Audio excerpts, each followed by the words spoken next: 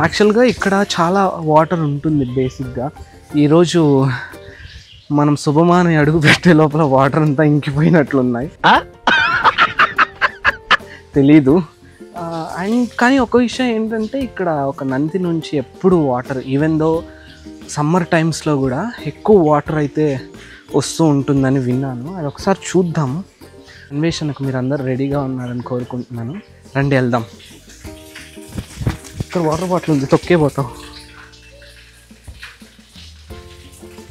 So I think water flow అనేది అక్కడ ఉంది. Will see.